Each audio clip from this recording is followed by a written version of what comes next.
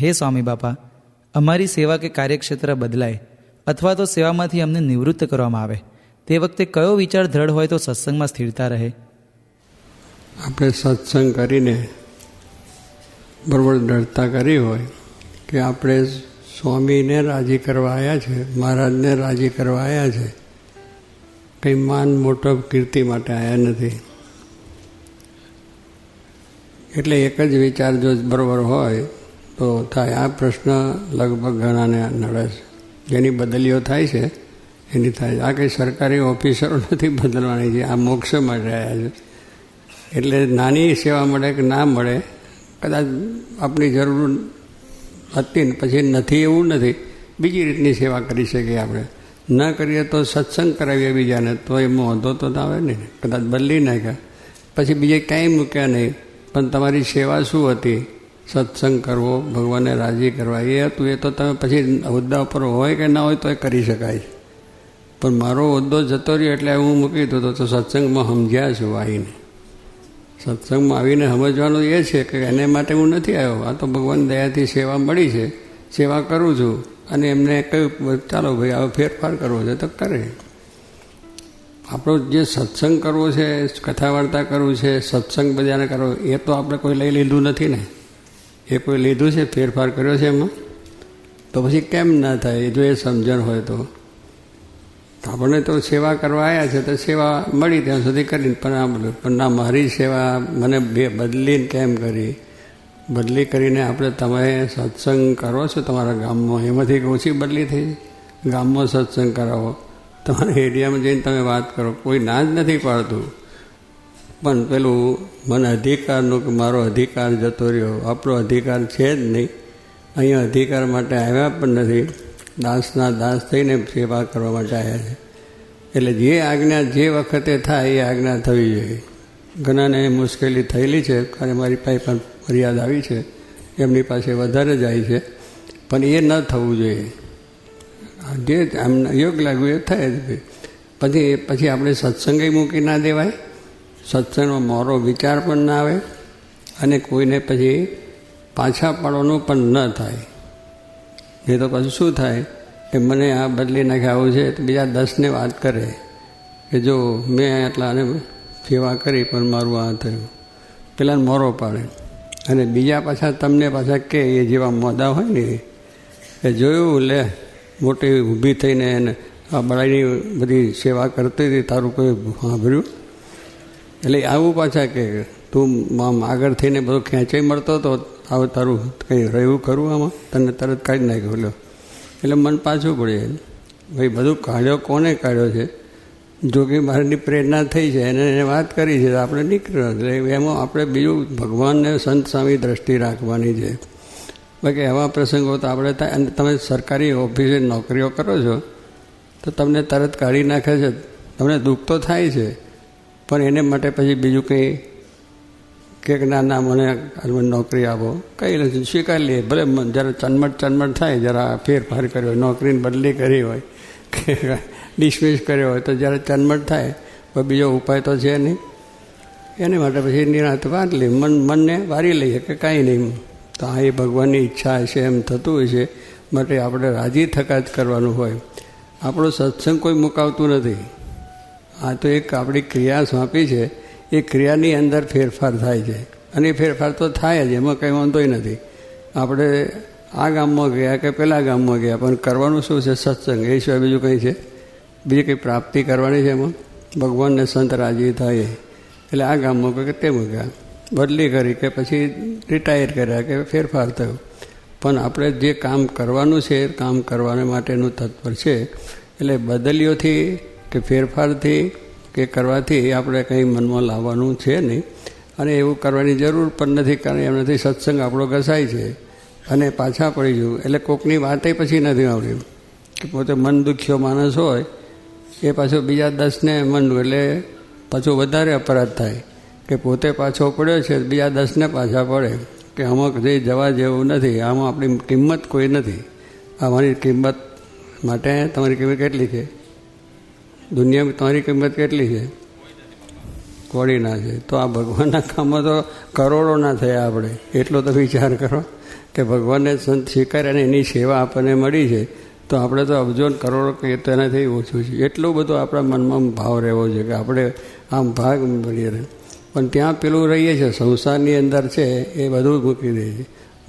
છોકરાઓ છે તે અરે બાપ છે છોકરાને ઘરમાંથી કાઢી મૂકેલો એ નીકળી જાય તો એ શું થાય, ઘડીક જરા તન થાય પણ પછી બાદ જુદો રહીને રહેવું જ પડે છે ને, આપણે રહેવું જ પડે છે. એમાં પછી શું થાય, કંઈ નહીં, ચાલો પછી એમ કરી પાછું મોડ થઈ જાય. એટલે ત્યાં જેમ પોતે બાંધછોડ કરીએ છીએ, જેમ સમજણ રાખીએ છીએ, એના કરતાં તો સત્સંગમાં આપણે એટલું બધું સમજ્યા છે કે માન થાય, અપમાન થાય, તિરસ્કાર થાય, ગમે તેવું થાય તો પણ આ સત્સંગ મારો છે ને હું સત્સંગનો છું ને મારે સત્સંગ રાખવાનો. એ દ્રઢતા આપણે સત્સંગમાં કરવાની. એટલા માટે તો આપણે કાર્ય કરતા થયા કે આપણે શીખીએ બીજાને શીખવાડીએ. આપણે સારામાં સારા કાર્ય કરતા થવું છે. એટલે માન હોય, અપમાન હોય, સુખ દુઃખ હોય, કોઈ બોલી ગયો, કોઈ કહી ગયો તો પણ એની સાથે રીસ નહીં, એની સાથે વાંટી નહીં અને આપણે આપણું કામ કરતા રહીએ. આપણે બધું કદાચ બીજે દેખાને મળ્યું, અરે હોદ્દો ના મળે તો હોદ્દાની ચિંતા નહીં કરવાની. નાનામાં નાની સેવામાં કહી જાઓ ભાઈ તમે હવે આપણે બે બહુ હોદ્દો સારો હોય અને સારી સેવા કરતા હોય પણ એ પછી આપણે કદાચ ચોક વારવાની સેવા આવી તો એમાંય દુઃખ થાય કે મને ચોક વારવાનું, હું આટલો જાણકાર માણસ છું અને મને આવી છે જાજરોની વાત આવે, જાજરો સાફ કરવાની વાત આવે, પણ તે ઘડી એટલા ઉત્સાહથી જ કરવી જોઈએ. મનમાં જરાય ડંક ના થવો, વિચારે ના આવવો જોઈએ. તો ખરેખર આપણે સત્સંગી પાકા કહીએ ને, પાકા સત્સંગી. પણ જરાય શંકા થાય કે મને જાજરું વારવાની મળ્યું, મને ફલવાનું મળ્યું, મને રસોડામાં વાહન ઉટકવાનું મળ્યું, પણ જોગી મહારાજ વાહન ઉટક્યા છે, સેવાઓ કરી છે, જાજરા સાફ કર્યા છે, એ કર્યા પૂરી. જોગી શાસ્ત્રી મહારાજ પણ કર્યા છે ને જોગી મહારાજ. આપણા ગુરુ સામું જો કે એમને કેટલું માન થયું છે, અપમાન થયું છે, તિરસ્કાર થયા છે, તો પણ સત્સંગને માટે પોતે પાછા પડ્યા નથી અને બધાને સત્સંગ કરાવ્યો છે. એટલે આપણે આ પ્રમાણે બધા સમજમાં દરેક સ્વભાવ પ્રકૃતિવાળા પણ છે, પણ એ બધા સ્વભાવ પ્રકૃતિ આપણે ટાળવી છે. તો આ સત્સંગમાં જ આપણા સ્વભાવ પ્રકૃતિ વાસના ટળવાની છે, બાકી ક્યાંય ટળવાની નથી. એવો સત્સંગનો ખપ રહેવો જોઈએ. ગુણાતીતાન સ્વામીએ કહ્યું ને કે અહીંયા હડતાળાના રાંકા, આ ભીમનાથની જગ્યા છે, ભીમનાથની. હવે ભીમનાથની લીલકા નદી છે અને 76 કે 78 કાળ બહુ મોટો પડ્યો હતો તે વખતે. એટલે ક્યાંય ખાવાનું મળે નહીં, પીવાનું મળે. મારવાડ તરફથી બધા ઘણા ભાઈઓ ત્યાં જરા પાણીની અસર હોય ને તે એ બિચારાને ખાવાનું મળે નહીં, ટળવળતા હતા. તે ભીમનાથની જગ્યાની અંદર એનો ધર્માદો બહુ આવે. બલમાં ઘઉં પાકે ને એટલે મોટા મોટા કોઠાને ભંડાર રાખ્યા, એનો 1000, 2000 મણ, 5000, 10,000 મણ આવે ધર્માદો, એ ભરી રાખતા એ લોકો. હવે એ વખતે પડ્યું ત્યારે આ લોકોએ ભીમનાથવાળાએ કહ્યું કે ભાઈ અત્યારે દુષ્કાળ છે તો આપણે બધાને જમાડવા. તે બીજું તો ચોખા બોખા નહીં પણ ઘઉં છે એને ભળી નાખે અને જરા દાણાદાર થાય અને એને પછી પેલું રાંધી નાખે અને ઢીલું થઈ જાય. ચોખ્ખો ચડેલો દાણો ચડી ગયેલો હોય પણ આ થાય. પછી ડંકે કરીને પીરસવાનું. ડંકેથી એક થોલું છે બનાવેલું, એ ડંકો લઈને પેલાને આમ લઈને આવ્યો પાત્ર એમાં આપે એટલે ડંકો મળે. પછી એ થાય. હવે ત્યાં બધા ઘણા માણસો આવ્યા એટલે લીલકા નદીમાં પડ્યા હોય અને સવારે પેલી બારી ઉઘડે, ત્યાં એક બારી હતી, વંઢો હતો અને બારીમાંથી આપવાનું હતું. હવે પેલા માણસ, હવે આમ તો પેલા આપનારા તો 2-3 ઊભા હોય, એ ડંકો આપે પણ પેલા આપણે અહીંયા જમવામાં ઉતાર થાય છે કે નહીં થતી કે થયું અહીંથી જ ઊભું રાખે તારા પહેલાં ક્યાં બધા આપણે પહેલાં જતા રહીને પહેલી પતરાવડી લઈ લઈએ, એવી ધમાલ થાય. ખાવામાં એક તો ઉતાવળ છે, બીજી બધી ઘણી ઉતાવળ આપણે કરીએ. તે બિચારાને પેલું ભૂખ તો લાગી હોય અને 2 દાડાના ભૂખ્યા હોય તે આમ જાય ચડે આટલું ઊંચું અને પેલો પછી આપનારો છે ને એટલે બહુ ભીડો થાય એટલે હું મારે ધક્કો તે જાય, બધા લીલકા નદીમાં પડે તો ગબડ ધક્કા બધા પડે. વળી પાછા ધીરે રહીને ઊભા થાય, વળી પાછા ધક્કા ખાતા જાય, વળી પાછો પેલો ધક્કો મારે તો ફરે પાછો. એમ 2-5 ધક્કા ખાય ત્યારે મળ હાજ પડે, એક ડંકો મળે ખાવાનું. એટલું છે. અને પણ શું કહેવાની છે કે એને ખપ છે કે આટલો ડંકો અહીંયા મળવાનો છે, બીજે કંઈ મળવાનો નથી.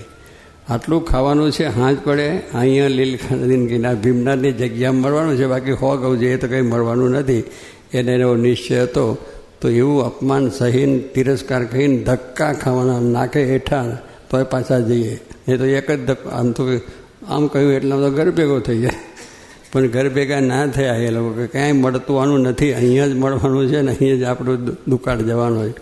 એવો ખપ સ્વામી કે આપણે જોઈએ તો કોઈ દિવસ કંઈ ખોટું લાગે નહીં. કે આપણો જે મોક્ષ, આપણું જે કલ્યાણ વ્યવહારને સંસારનું આ બધું કાર્ય કરતો એ તો સામાન્ય વસ્તુ છે, પણ મૂળ મોક્ષ છે, કલ્યાણ છે એ અહીંયાને કલ્યાણ જોઈતું હોય તો એને આ બધી જ વસ્તુનું સહન કરવું જ પડે.